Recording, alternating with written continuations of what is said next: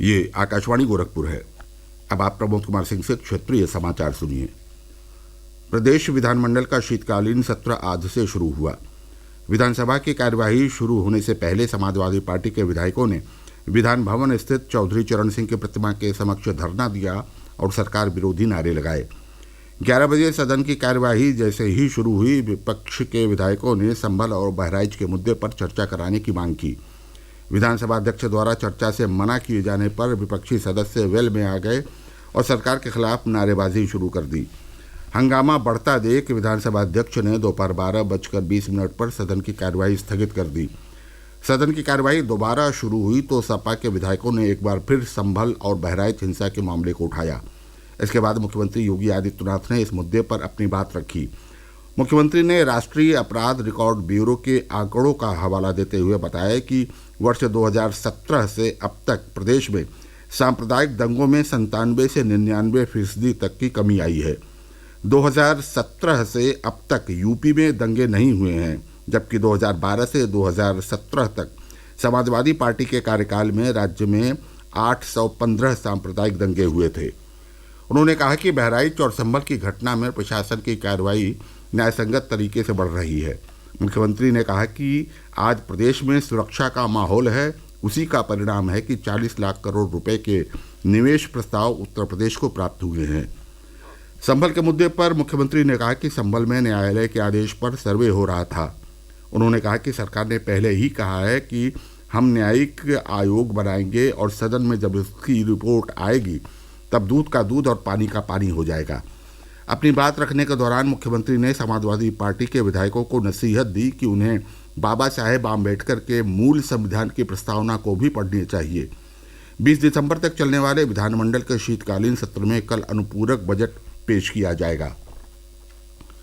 संभल जिले में मिले प्राचीन शिव मंदिर में मौजूद कुएं के करीब 20 फुट तक खुदाई की गई है। अपर पुलिस अधीक्षक शीश चंद्र ने आज बताया कि खुदाई के दौरान कुएं में मां पार्वती, भगवान गणेश और कार्तिकेय जी की खंडित मूर्तियां मिली हैं। जिला प्रशासन अब कुएं की खुदाई की जिम्मेदारी भारतीय पुरातत्व सर्वेक्षण को देने की तैयारी में है। 1971 के युद्ध में पाकिस्तान पर भारत की जीत की याद में आज पूरा देश विजय दिवस मना रहा है। युद्ध के दौरान अपने प्राणों की आहुति देने वाले शहीदों को भावभीनी श्रद्धांजलि दी जा रही है। 1971 में इसी दिन पाकिस्तानी सेना के lieutenant general A Khan Niazi ने 93,000 सैनिकों के साथ भारतीय सेना और मुक्ति वाहिनी के सामने बिना शर्त आत्मसमर्पण कर दिया था। युद्ध की समाप्ति के बाद पूर्वी पाकिस्तान का उदय बांग्लादेश के रूप में हुआ। विजय दिवस के अवसर पर राष्ट्रपति द्रौपदी मुर्मू, उपराष्ट्रपति जगदीप धनखड़, प्रधानमंत्री नरेंद्र मोदी, रक्षा मंत्री राजनाथ सिंह और प्रदेश के मुख्यमंत्री योगी आदित्यनाथ ने आज 1971 के युद्ध के बहादुर सैनिकों को श्रद्धांजलि अर्पित की। एक सोशल मीडिया पोस्ट में मुख्यमंत्री योगी आदित्यनाथ ने विजय दिवस को मनुष्यता की जीत बताया है। पद्म विभूषण से सम्मानित विश्वविख्यात तबला वादक जाकिर हुसैन का कल रात अमेरिका में निधन हो गया। वे 73 वर्ष के थे।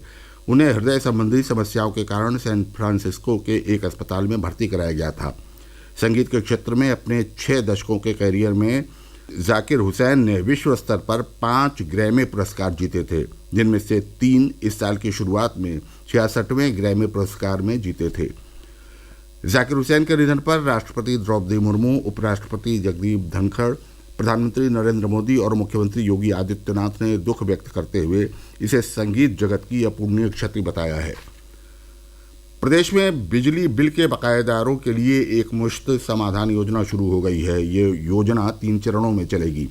समाधान योजना का पहला चरण 31 दिसंबर तक चलेगा, जबकि दूसरा चरण 1 जनवरी से 15 जनवरी और तीसरा तथा अंतिम चरण 16 जनवरी से 31 जनवरी तक जारी रहेगा। योजना के तहत उपभोक्ताओं को बिजली बिल पर लगे सरचार्ज में छूट मिलेगी और बकाया बिल का भुगतान आसान किस्तों में करने का विकल्प भी मिलेगा। कुशीनगर जिले में शीतलहर को देखते हुए असहाय और निर्धन लोगों के लिए सभी नगर निकायों में 13 स्थानों पर निःशुल्क रैन बसेरों की स्थापना की गई है। जिलाधिकारी विशाल भारद्वाज ने बताया कि इन रैन बसेरों में बिस्तर, कंबल, पेयजल, मेडिकल किट सहित महिलाओं और पुरुषों के लिए अलग अलग शौचालय की व्यवस्था की गई है। समाचार समाप्त हुए। नमस्कार।